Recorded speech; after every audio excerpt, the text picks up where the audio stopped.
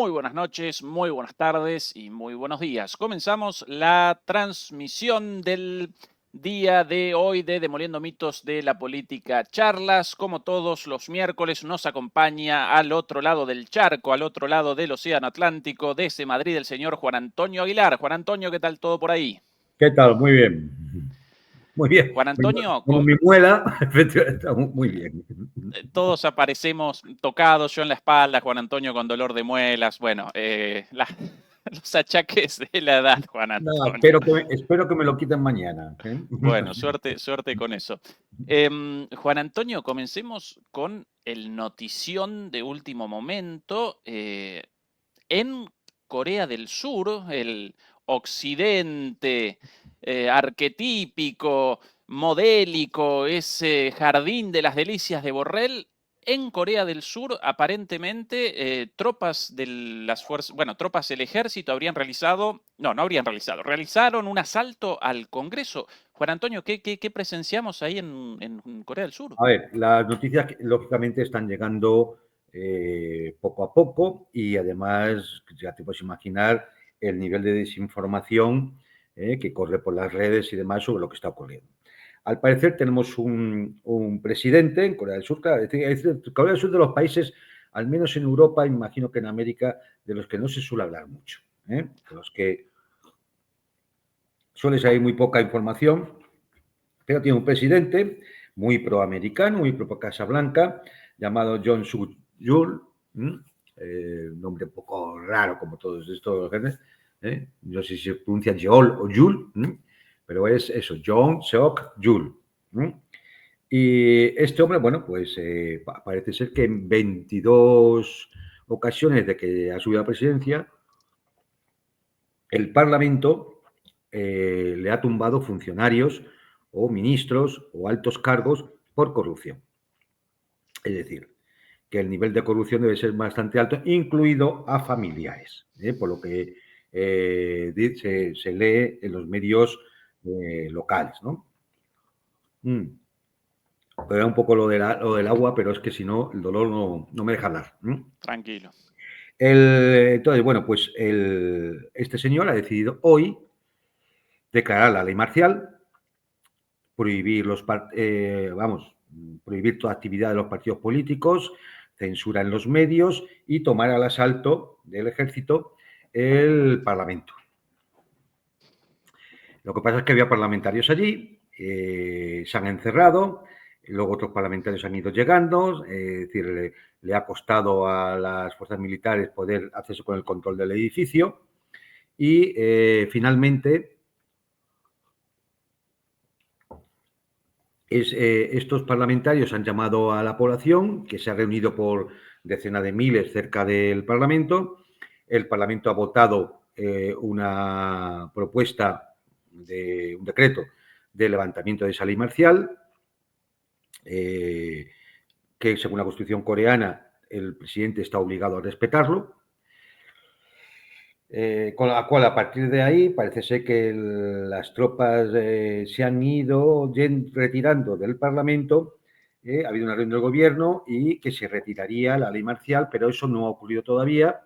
Incluso aparecen informaciones de que se ha decretado la detención de algunos miembros líderes de la oposición.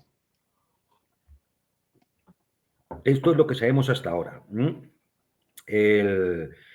Hay que decir que la oposición tiene 170 escaños de los 300 que tiene el Parlamento de Corea del Sur y, por lo tanto, tenía garantizado, pues el que saldrían adelante sus peticiones. ¿Qué nos indica esto? Bueno, pues un claro enfrentamiento entre una presidencia que tiene una dirección política muy determinada y un Parlamento que va por otro lado. Y esto nos recuerda perfectamente a lo que ha ocurrido en Georgia, y lo que ha ocurrido en otras ocasiones, en otros puntos, en otros países, en los cuales, y que puede ocurrir mañana mismo, hoy mismo, ya en Francia, con esa posible moción de censura contra su gobierno, donde hay un presidente, que es Macron, que va por una dirección, y un parlamento cuya mayoría ya va por otra. Y se provoca una crisis institucional que en Corea del Sur, extrañamente, pues han decidido que se podría resolver vía manu militari.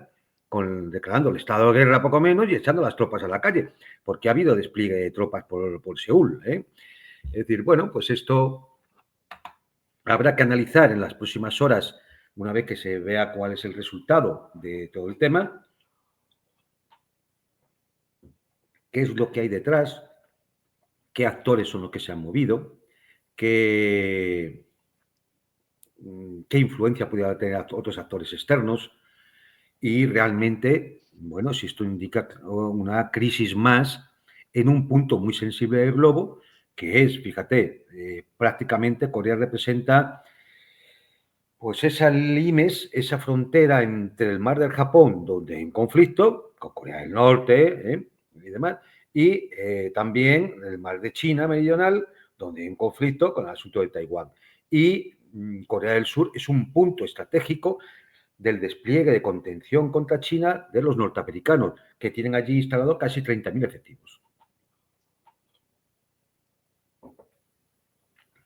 Con lo cual, bueno, pues otro punto más de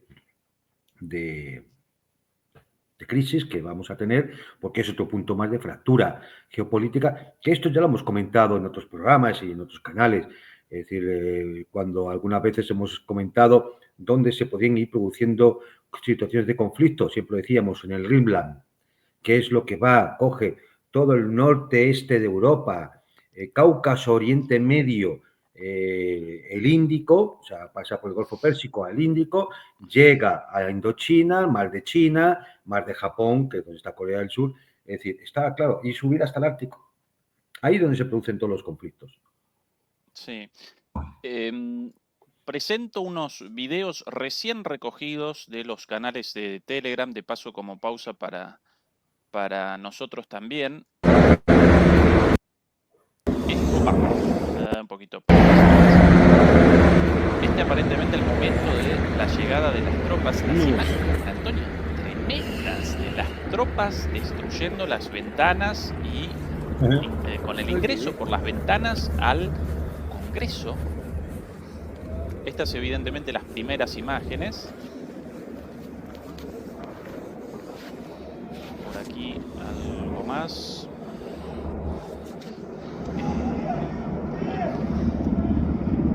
Bueno, hasta ahí, bueno, eso gravísimo, las tropas en el ingreso al Congreso, todavía sin resistencia, evidentemente estas las primeras. Aquí un video un poquito más de más tarde, ya forcejeo directo también. Todo esto de la televisión coreana, por eso sin traducción, perdón por esa prolijidad, pero interesante las imágenes en vivo. Un poquito más por aquí.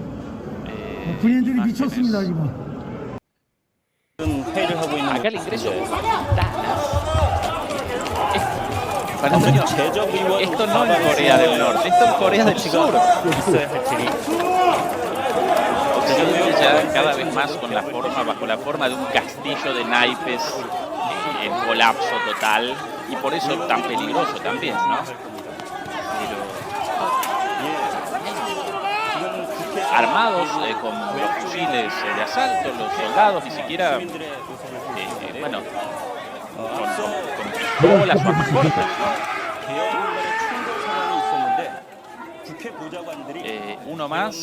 Uno más por aquí. Esto de recién, perdón a los demoledores y a las demoledoras por lo improvisado de esto. Acá el ingreso con un grupo comando y atrincherados los parlamentarios. Gravedad de esto. Es terrible. Ahí sosteniendo la puerta, evidentemente, los parlamentarios o sus ayudantes y a las patadas con los militares con los fusiles. En cualquier lugar del mundo a esto lo llaman un golpe de Estado, una intentona, un golpe institucional.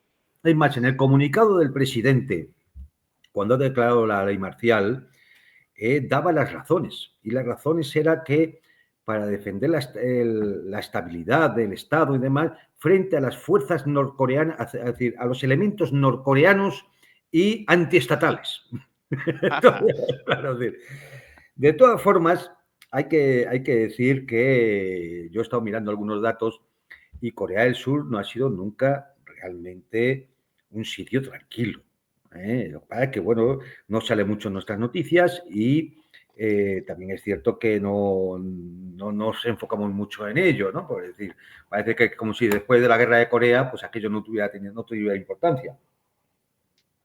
Pero que fíjate, tenía por aquí un dato en el cual desde los años 80 Corea del Sur ha tenido 8 presidentes y 4 han sido condenados a prisión. El quinto se suicidó. Y otro tuvo que irse al exilio por fraude y demás y para escapar de la cárcel. Y que va a ser destituido, lógicamente, si no logra que el golpe siga adelante, va a ser destituido, pues va a acabar también en la cárcel, ¿no? Esto de 8, 7. Bueno, 7, 4, 5, 6, de 8, 6. Sí, Bueno, esto es un sí. desastre, ¿no? Como decir, como ejemplo de democracia para todo Asia, es decir, de estos que están siempre reprochando a los demás, como ejemplo de democracia, desde luego no brilla, no brilla como ejemplo. Es decir, y bueno, pues parece ser que el presidente anterior era una persona más proclive a hablar, a conversar con Corea del Norte. Fue cuando estaba también Trump, recordemos aquellas reuniones de Trump con Kim Jong-un. Llegó este actual presidente y, bueno, pues la cosa se ha ido deteriorando y ya acordémonos, bueno, pues desde algún que otro duelo artillero hasta el tema de los globos con basura, los altavoces y las octavillas, y todo lo que ha ido sucediendo en la frontera entre las dos Coreas con este actual presidente.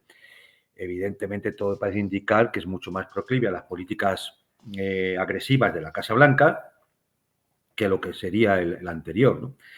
Y, por supuesto, parece chocar claramente con la posición del Partido Democrático Toburo, que es el que tiene la mayoría en el Parlamento, ¿no? Y así se ha producido esta situación, claro.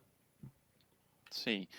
Por, por acá me participan de el ruido de botellas de cava descorchadas, no muy lejos de ahí. Este señor más contento que nunca.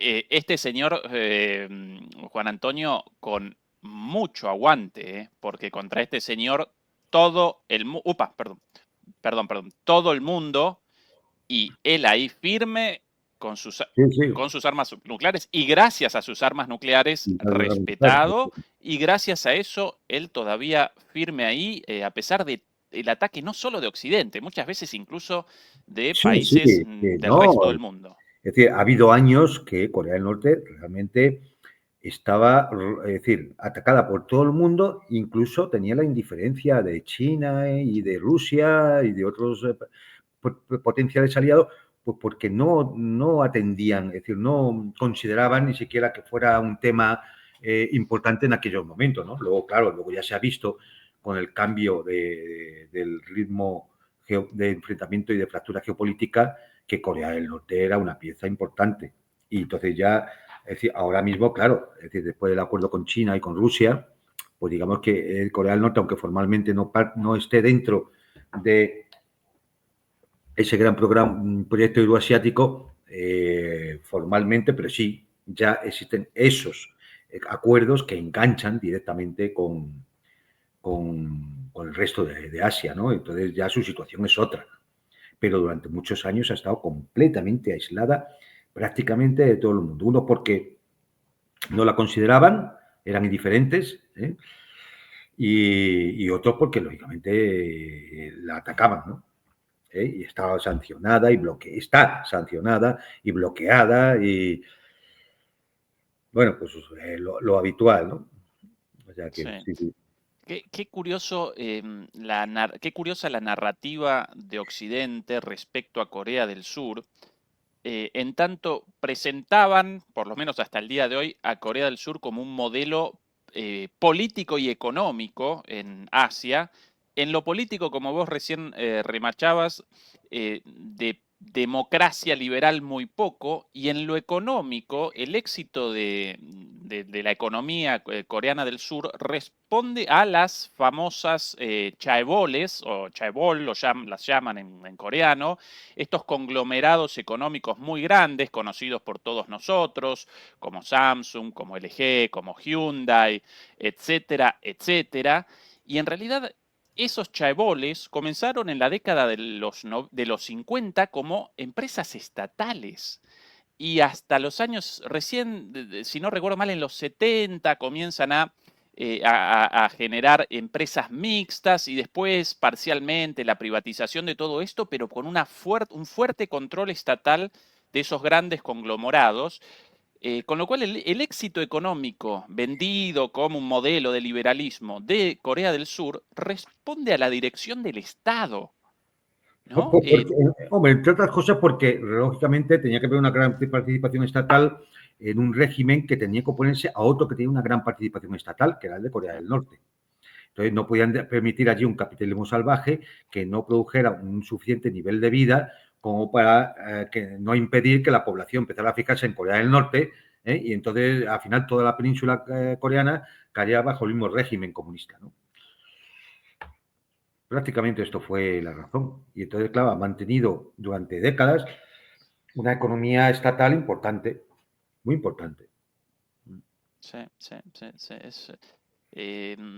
Con un desarrollo tecnológico también importante, pues como China o como Japón, claro, em, pero ah, un país totalmente sometido a las directrices de la política exterior norteamericana.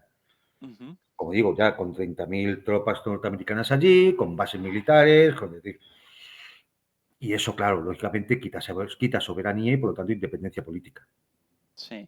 Juan Antonio, esta es una pregunta abierta respecto al futuro.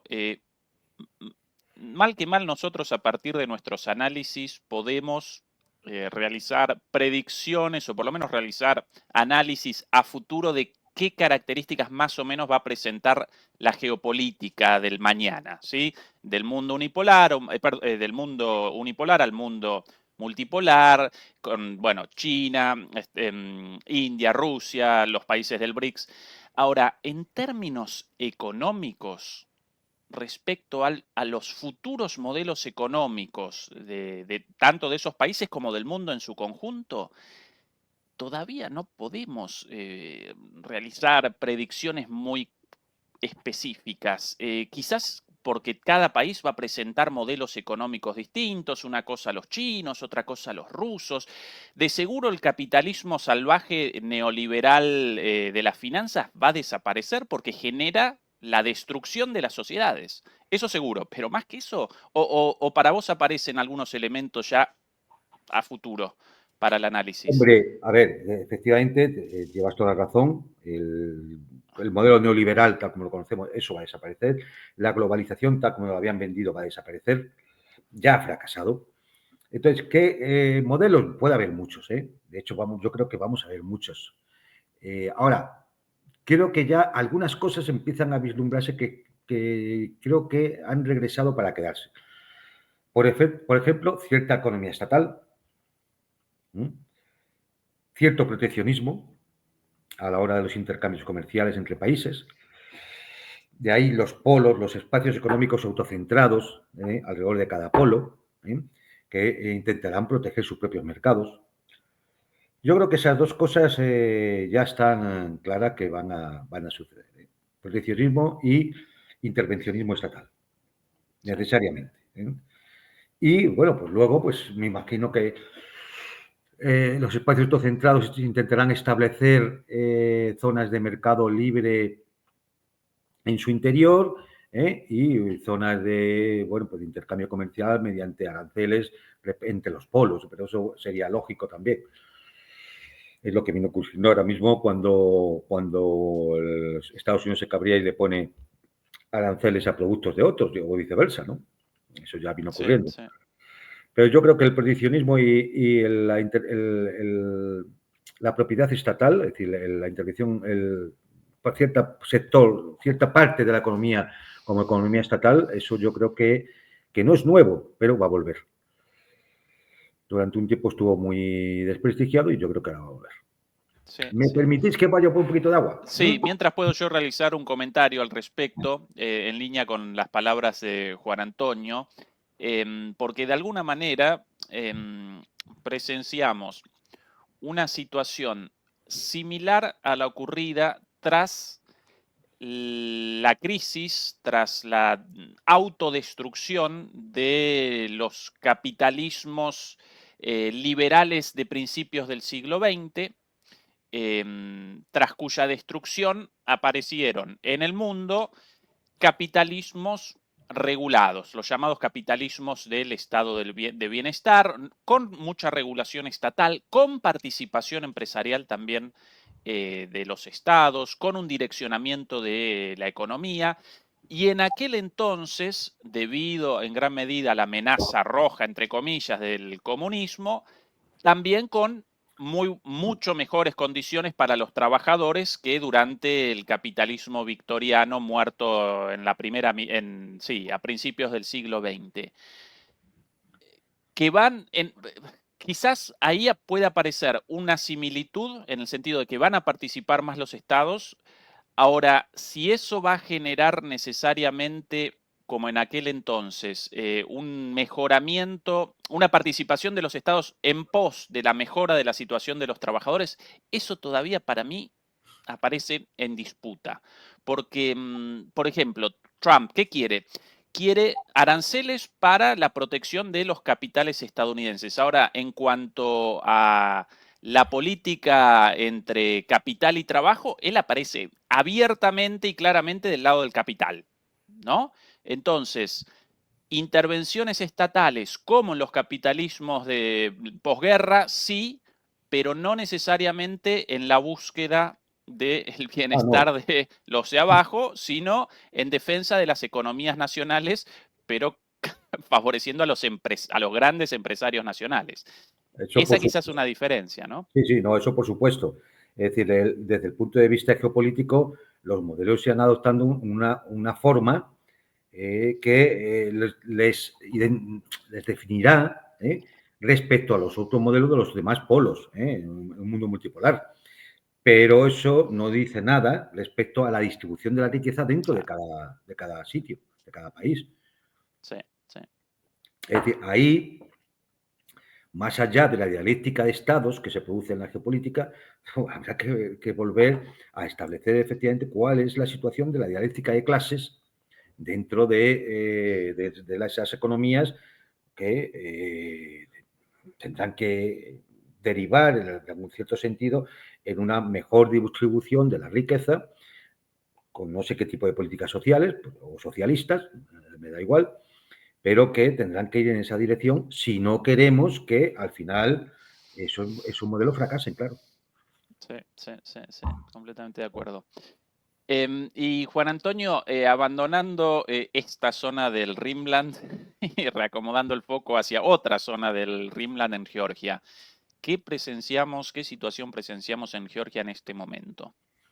Bueno, pues curiosamente parece un espejo también de lo ocurrido en Corea del Sur, ¿no? En Corea del Sur hay un presidente enfrentado al Parlamento y entonces decide dar un golpe de Estado que va en defensa de la democracia liberal frente a los norcoreanos de la oposición.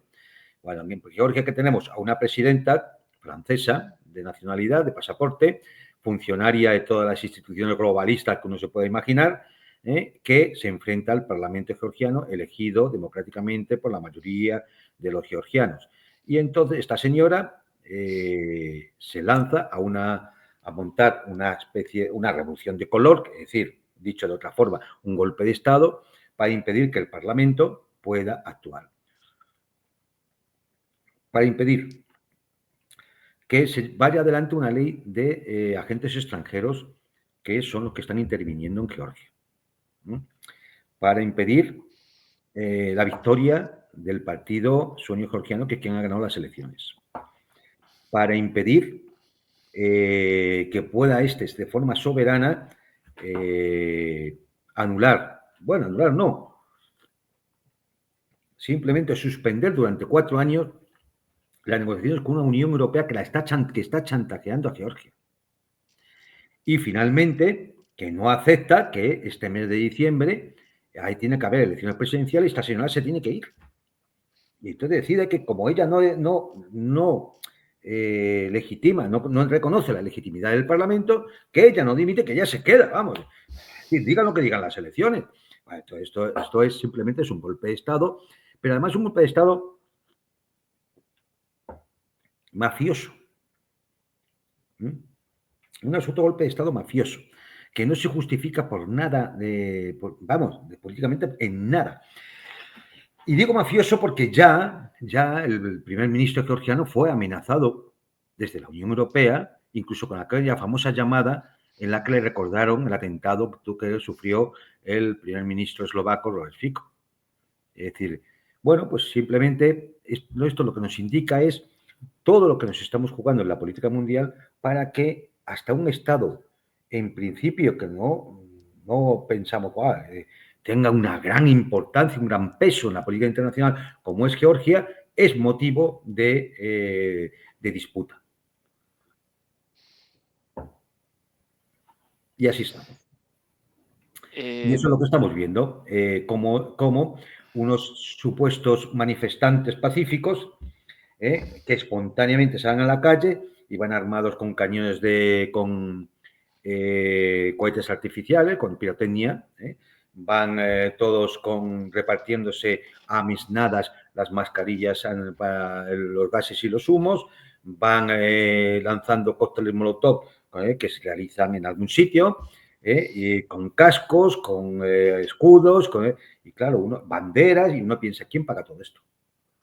Sí, de hecho comienzan como en el Maidán. Yo recuerdo que al principio también, primero fuegos artificiales, piedrazos, después bombas Molotov, después aparecieron pistolas y más tarde fusiles de asalto directamente en las manifestaciones. El peligro ahora mismo que hay es que en cualquier momento puedan aparecer extraños francotiradores por los tejados que empiecen a disparar a diestro y siniestro, como pasó en la Plaza del Maidán.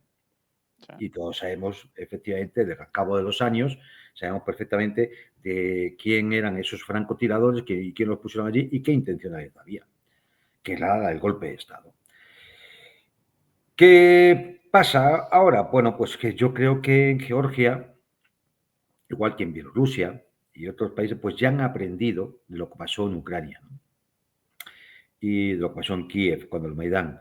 Y entonces, pues yo creo que hay más defensas, digamos, el Estado tiene más defensas para poder acometer hechos de este tipo, ¿no? Entonces yo, tengo esperanza de que al final el Parlamento georgiano y el gobierno de Georgia logre parar esto y no acabe convirtiéndose Georgia en una segunda Ucrania.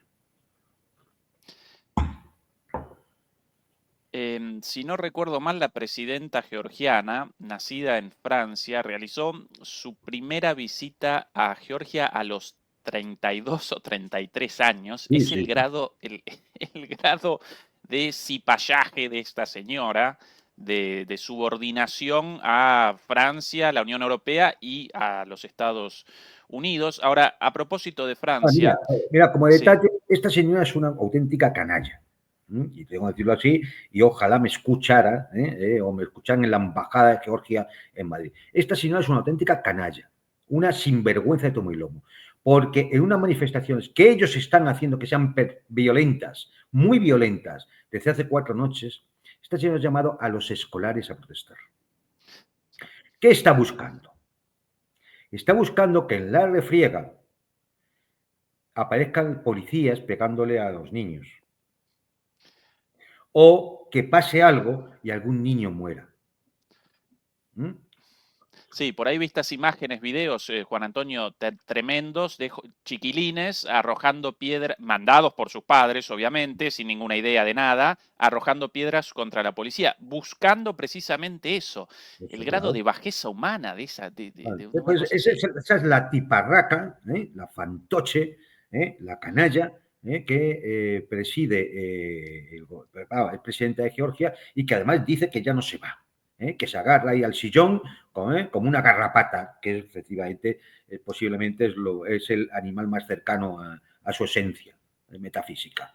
Es decir, que es lamentable. ¿Por qué indigna esto tanto? Porque lo estamos viendo venir y no se hace nada para pararlo, porque lo estamos viendo venir. Porque cuando esto ocurra, y Dios quiera que no ocurra, todos nos echaremos las manos a la cabeza, y diciendo, si es que lo veíamos, si es que veíamos cómo mandaban a los niños, cómo la señora presidenta llamaba a los escolares también a protestar. Lo veíamos. También lo ve toda la gusanera mediática occidental y se lo calla. Lo ve Bruselas. ¿Y qué dice Bruselas? Lo ven nuestros gobiernos. ¿Qué dicen nuestros gobiernos? Entonces, como lo estamos viendo venir, es lo más indignante darte cuenta que lo ves y no puedes hacer nada porque nadie es capaz de decirle nada a este personaje infame y siniestro que dice que se llama a sí misma presidenta de Georgia. Es la tristeza del tema. Sí. Ahora, ya que ella es francesa, en Francia, con la excepción de las manifestaciones en la calle, también aparece una situación abiertamente antidemocrática en la cual Macron, derrotado en las urnas, determina que ni su, ni su primer ministro, ni él mismo en la presidencia naturalmente, abandonan el cargo, rechazan el voto mayoritario a la alianza liderada por Mélenchon, y a pesar del voto de los ciudadanos, aparecen ahí atornillados al poder. Y esto en Francia, ¿no? El modelo de la democracia. Bueno, a La ver. constante, de la debacle de la democracia liberal aparece en toda la línea, incluso Europa. Sí, absolutamente. Lo que pasa es que en unos sitios aparece de forma más indigna que en otros, ¿no?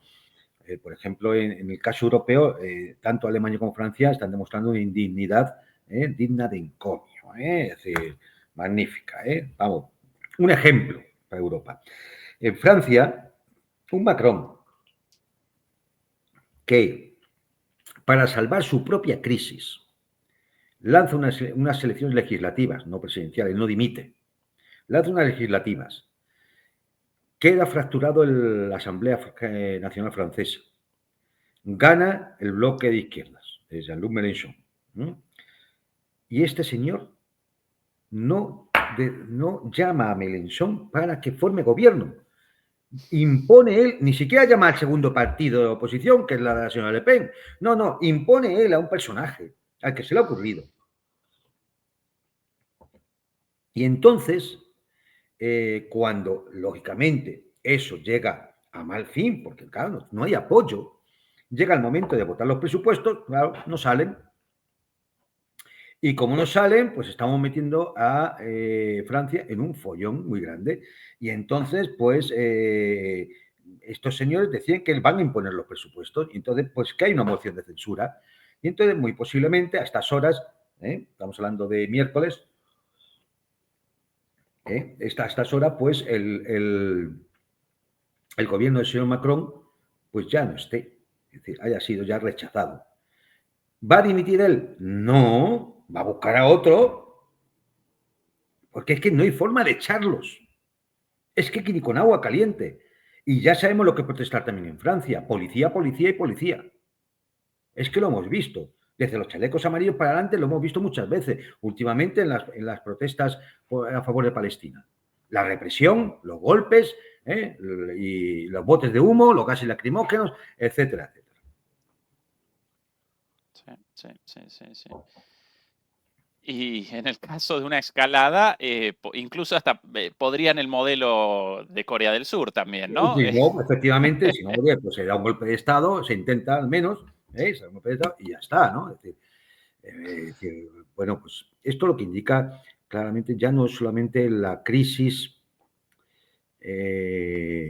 geopolítica global, ¿no? que la que, bueno, estamos y quizás sea el aspecto más importante de todos, pero esto también nos deja ver las costuras del resto de las estructuras sistémicas, ¿no? La economía, la sociedad, la política, la cultura. Y lo hemos ido viendo. Y precisamente Francia es un buen escenario para verlo. Lo hemos visto con las Olimpiadas. Hemos visto esa cultura con las Olimpiadas. Hemos visto la economía cómo está con los bonos franceses. Hemos visto la política cómo está con esto que estamos viendo estos días en la Asamblea Francesa y demás.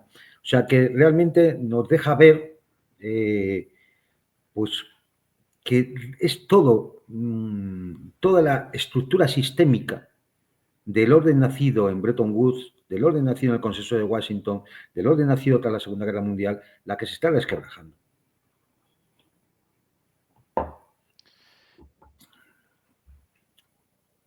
Juan Antonio, ¿y Alemania? Porque la situación allá tampoco mucho mejor. No. En Alemania, bueno, pues ya han empezado lo que era esperable, que iban a empezar las huelgas. Es decir, las factorías de Volkswagen están en huelga, porque va a haber miles y miles de despedidos, cierres de factorías, desindustrialización completa. Esto lleva al paro, el paro a la pobreza a la depresión. Es decir, y si es que y en Alemania lo saben muy bien, que vivieron una época muy mala previa precisamente al ascenso de Hitler al poder, ¿no? Precisamente por estas razones, ¿no? Aquí, Juan Antonio, imágenes de el día de ayer. Esto IGM a la izquierda, eso el sindicato IG Metal, es el sindicato de la industria metalúrgica automotriz, de hecho uno de los sindicatos más grandes del mundo. Hoy en todas las factorías, en todas las fábricas de Volkswagen, huelgas por los anuncios de reducción del salario para todos del 10%, sumados a todos los despidos ya algunos llevados a cabo, pero la gran mayoría de ellos todavía anunciados pero pendientes. Así otras grandes empresas como BASF, perdón, como, bueno, todo BMW, Mercedes, esto también. exactamente, exactamente, Audi, Porsche, BMW, Mercedes-Benz. Y el gobierno de salida también, un gobierno de minoría. De salida con unas elecciones también provocadas, obviamente, porque ya no se tiene mayoría parlamentaria. Entonces, provocadas por eso, se van a unas elecciones que van a ser en febrero, si es que se llega, y mientras tanto, pues Scholz, que se va a Kiev a seguir dando dinero, o sea, una serie de cosas, una ministra de Exteriores que va a China a ofender a los chinos, a hacer el ridículo, un personaje absolutamente nefasto para Alemania, la señora Baerbock. Y bueno, pues estamos en una historia muy parecida, pero esto nos indica el camino que lleva Europa. Si los países fundamentales del eje eran el eje franco-alemán para la estabilidad de Europa y para su economía, están como están, esto significa que es que esto se puede empezar a caer como un castillo de naipes en cualquier momento. Sí. 2025 va a ser un año para Europa tela marina. Va a haber sorpresas. A propósito de Alemania y con Alemania como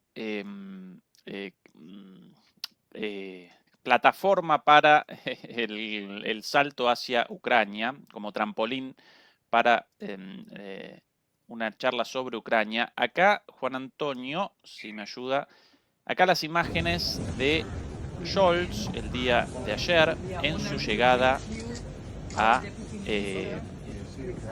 Kiev en tren. Por cierto, unas horas antes de esto, la llegada en su primer día de trabajo de Kaja Kallas y de Costa, ¿sí? Primer día de trabajo, apenas iniciado el mandato, ellos ya en Kiev y con unas declaraciones, bueno, de las habituales. Acá Scholz con un maletín en la mano. Y hace unos días, Juan Antonio, una rendición en la práctica de Zelensky en cuanto a su predisposición a partir de ahora, por lo menos desde hace unos días, en una entrevista con la televisión británica y después con la televisión japonesa, su predisposición a comenzar negociaciones en las cuales Ucrania convalidara la captura de los territorios ya tomados por Rusia, comenzara una disputa diplomática, ya no militar, por esos territorios y llamara a la participación de la OTAN en el resto de Ucrania, con lo cual, de alguna manera, capitula en el principal causante de la guerra según la narrativa occidental ucraniana, ¿no? Porque esa la justificación de ellos de la guerra, queremos todos los territorios en 1991. La integridad territorial. Exacto, si no, ¿para qué tanta muerte? Bueno, después de casi 3 años de guerra y 1 millón de personas muertas, ahora, bueno, sí, ahora convalidamos la negociación con Rusia en esas condiciones. Pero bueno, ese es el contexto y Scholz de llegada a Europa, a Ucrania, con la promesa de este dinero, también por ahí promesas de más dinero de Biden, pero también en el aire, Juan Antonio, de alguna manera, un tufillo a rendición o por lo menos a una capitulación disfrazada. ¿O yo aparezco confundido en esta No, interpretación? yo creo que eso ya está, venimos hablando desde hace ya muchas semanas, que al final el gran problema que iban a tener ahora, sobre todo cuando llegara Trump, era de qué forma tenían que adornar la derrota para que pareciera una victoria. Es decir, ese es el gran problema. Y de todas formas sigue habiendo cosas incomprensibles. O sea, el primer día de trabajo de los 2 miembros principales de la Comisión Europea, la señora Keller y el otro señor Costa, y lo único que tienen que hacer es ir a Kiev. Y Scholz va a coger y se va a Kiev. Pero bueno, ¿qué ganancia política, geopolítica, geoestratégica tiene el ir a ver a Zelensky a Kiev? Vamos a ver. No es más barato y seguro que vaya a Zelensky a Bruselas. Es que es uno el que se tiene que mover, el que vaya a los sitios, y así, además, ya no está allí, con lo cual no le caen las bombas. Es decir, bueno, pues tienen que ir todos allí. ¿Qué circo es este? ¿Qué circo es este? Todos van allí a hacer una especie de paripé, a ver a Zelensky, pasarle la mano por el lomo, ir a ver alguna cosa, un hospital o lo que sea, a prometer más millones. Bueno, esto, es decir, no es justificable. A mí que me lo expliquen. O sea, ¿cuál es el objetivo de todas estas visitas aquí?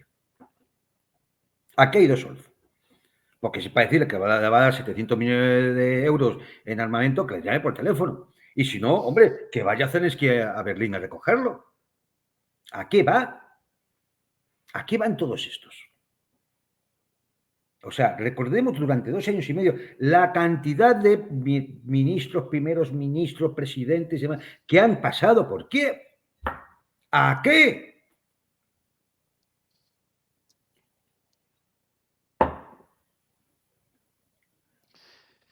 No es comprensible.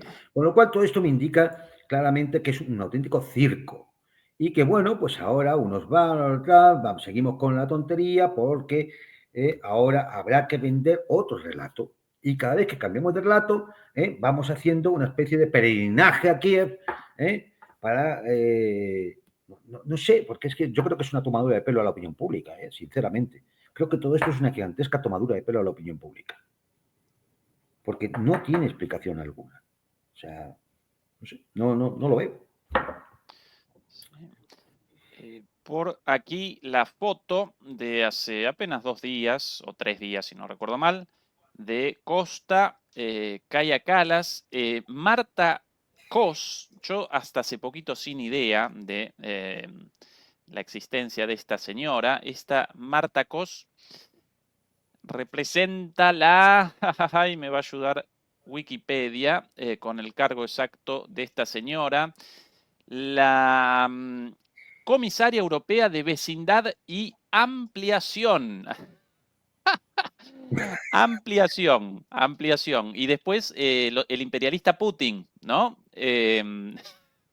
La comisaria europea de ampliación de la Unión Europea en su primer día junto a Costa y a Kaja Kallas, las declaraciones, las habituales, ¿no? Las del imperialismo de Putin, las de la frontera contra la dictadura, Claro. etcétera. Porque Putin es expansionista y estos son ampliacionistas. Que hay que entenderlo. Es el mejor lenguaje. Los ampliacionistas. Es decir, no es comprensible, de verdad. Es decir, yo lo de esto, señor. Aparte, mira, la señora Calas es un personaje realmente que está. Yo considero que tiene un trastorno mental. Yo no lo puedo explicar así, porque no se puede ser tan malo, incluso para los propios los intereses de tu propio pueblo. Es una señora que debe, por la mañana, levantarse pensando en la guerra. A ver si lo pensamos, la gran guerra.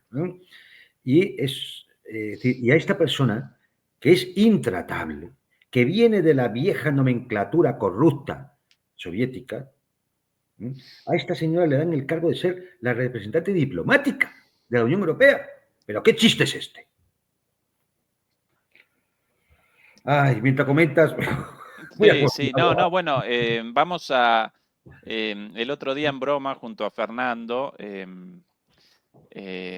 presentábamos a Borrell como a un pacifista al lado de esta señora. Nosotros ya casi extrañando al impresentable de Borrell, pero esta señora parece varios cuerpos por delante de Borrell con respecto a su rusofobia.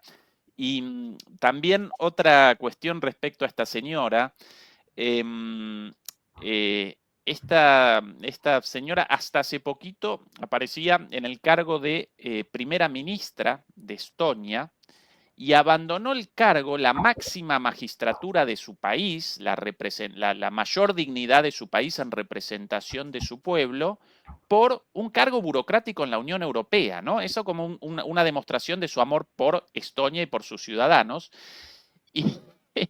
Y, realizábamos una averiguación hace unos días sobre su salario en aquel entonces como primera ministra de Estonia, un país pobre dentro de la Unión Europea, 7.000 euros, y su salario como representante de la diplomacia europea, más bien del guerrerismo, de bolsillo 30.000 euros, más o menos, pero claro, con los adicionales por desarraigo, vivienda, transporte, más o menos eso duplicado, sin los ingresos por izquierda, sin los ingresos adicionales de la corrupción.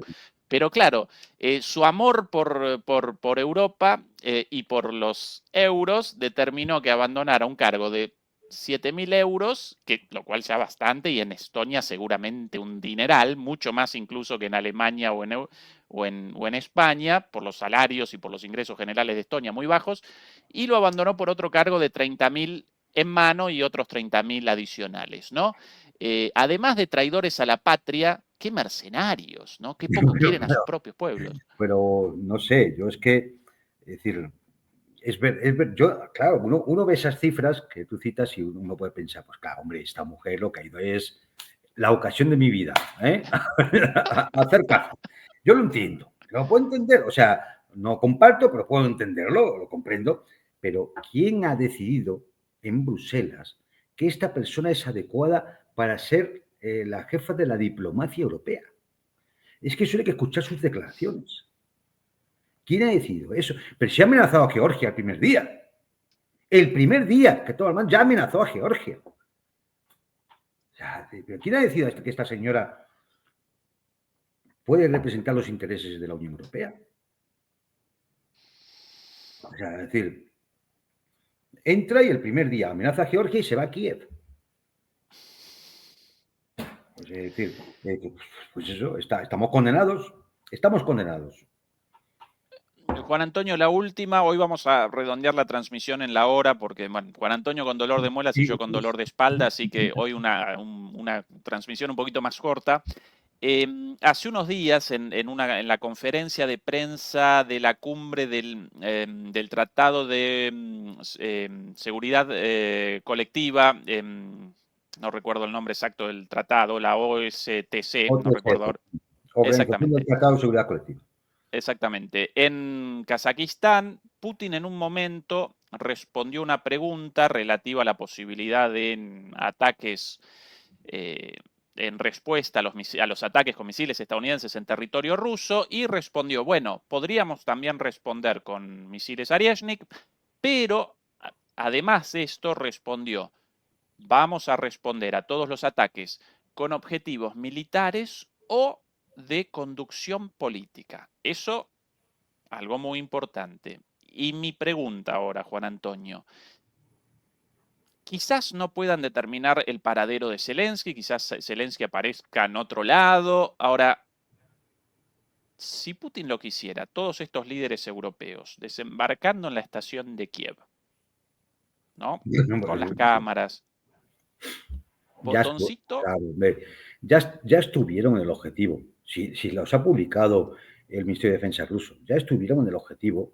Creo que además fue, pues no sé si fue Sol o su ministra de Exteriores, que estaban en el objetivo Zelensky, todo ello, en el objetivo de los drones. Es decir, claro que sí, podrían hacer, pero yo creo que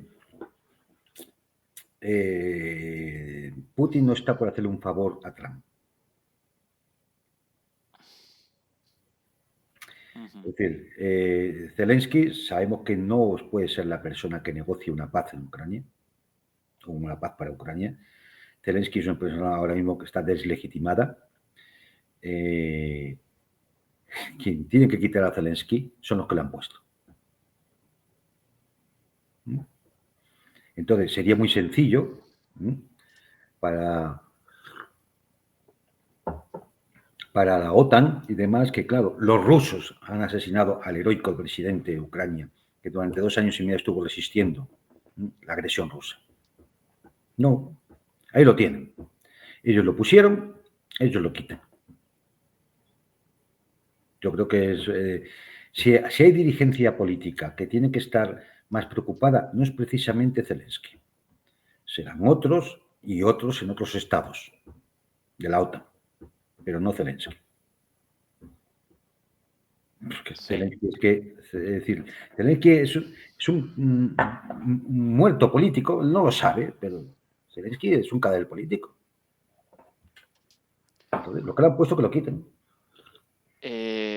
Puede que además de cadáver político, tras su salida por la puerta trasera, posiblemente un cadáver de otro tipo también, Juan Antonio, porque... Eso puede ocurrir perfectamente. No lo sé, yo creo que si él es un poco inteligente, y hombre, tampoco es tan tonto. Yo creo que, y tiene que salir de Ucrania, se irá a Israel. Ajá. Está su familia allí, es judío, tiene dinero, y donde posiblemente pueda estar más seguro, porque ni siquiera en los Estados Unidos a lo mejor estaría muy seguro. Él sabiendo mucho, demasiado tal vez. Sabiendo mucho, ¿no? Efectivamente, en Estados Unidos a los que saben mucho les suelen pasar accidentes o se suicidan, se ahorcan en la celda de las prisiones y tal cosas. Hay quien se ha suicidado con 2 tiros en la cabeza, ¿no? Sí.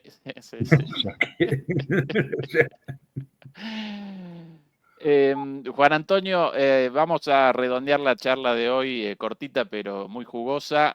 Como siempre, en el final, el cierre tuyo, lo que quieras, cualquier cosa en el tintero, a tu disposición, como siempre, la charla. Bueno, pues mira, yo muy sencillo, porque como todo día nos sale un sobresalto, desde la semana pasada que hablamos y las anteriores y demás, fijaros lo que va ocurriendo, cómo si al final se extendió el conflicto Oriente Medio hacia el Líbano, cómo surgió el problema en Georgia, después de unas elecciones trufadas en Moldavia, donde también ha habido tanta tensión. Ahora vemos a ver qué pasa en Rumanía. Salta la revuelta terrorista una vez más en Siria, que tiene mucho para hablar y ya hablaremos más adelante. Ahora estos problemas en Corea del Sur. Está todo muy inestable y va a seguir todo muy inestable.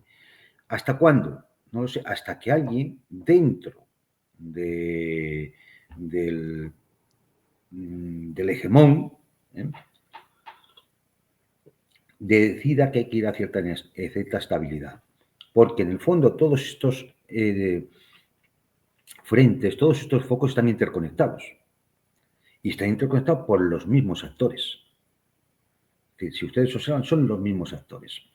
Entonces, bueno, pues a ver qué pasa en Francia. Entonces, nos vamos a encontrar en estos días, a ver qué pasa finalmente en Georgia. No sabemos cómo va a discurrir todo el frente en Oriente Medio. Es decir, nos vamos a ir encontrando cada vez más conflictos. Y aviso, ha habido también un intento de desestabilizar en Kosovo. Lo cual es para echarse a temblar, porque sabemos que es una zona también muy caliente, que también está en Europa, en los Balcanes, en el famoso avispero de toda la vida. ¿Qué puede pasar? Pues cualquier cosa. Puede pasar cualquier cosa ahí o en Corea, ya lo hemos visto. Puede pasar en Pakistán o puede pasar en el Mediterráneo Oriental. Puede pasar en cualquier sitio ahora mismo. La situación es tan inestable que sencillamente estamos, bueno, pues a ver, cada día que nos vamos a la cama, decir, mira lo que ha pasado hoy, a ver qué pasa mañana. Así que, por lo menos, cuando digo que puede haber una situación de estabilidad, pues no lo sé. A lo mejor la nueva administración norteamericana llega con la intención de al menos estabilizar algo la situación. Si no, esto irán creciendo, lo estamos viendo, porque las estructuras están ya muy carcomidas. Es decir, las potencias emergentes van cogiendo fuerza y el hegemón se va debilitando. Y lo estamos viendo en Europa. Y ese choque puede hacer que al final, como el cántaro de bronce y el canto de barro, de tanto golpearse, al final el canto de barro se rompa. Completamente de acuerdo. Juan Antonio, muchísimas gracias por el esfuerzo a pesar del dolor. Muy, muy rica la charla de hoy. A los demoledores y a las demoledoras, por favor, recuerden ayudarnos con el like, con el pulgar arriba, contra la censura. El día de mañana jueves no vamos a aparecer nosotros en vivo como todos los jueves, porque yo voy a estar realizando el viaje de vuelta hacia Berlín. Increíblemente, alguien de vuelta hacia Berlín. Pero bueno, esa es la situación. El viernes nosotros recomenzamos. De cualquier modo, mañana en DMP Geopolítica, jueves, como todos los jueves, Bruno Sgarsini y más tarde Adrián Celaya. Así que Geopolítica también el día jueves en nuestro canal hermano. Demoledores y demoledoras, Juan Antonio, un abrazo grande y hasta pronto. Chau, chau. Venga, Dios.